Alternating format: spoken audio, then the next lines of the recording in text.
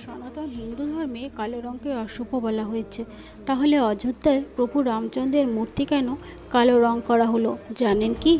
তো প্রথমেই বলি, আপনি যদি অযোধ্যায় প্রভু রামচন্দ্রের মূর্তি হওয়ার ফলে খুশি হয়ে থাকেন, তাহলে চ্যানেলটিকে অবশ্য সাবস্ক্রাইব করে কমেন্ট বক্সে জয় শ্রীরাম লিখুন।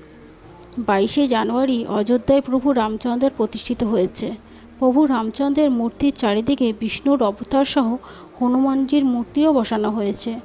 তবে প্রভু রামচন্দ্রের মূর্তিটি বানানো হয়েছে একটা বড় পাথর দ্বারা, অন্য কোনো পাথর এখানে জড়ানো হয়নি।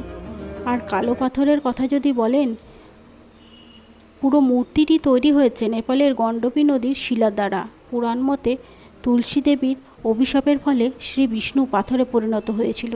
সেই শিলার রূপ হলো শালগ্রাম শিলা, অত্যন্ত পবিত্র। এই শিলাও কালো, তাই পৌরাণিক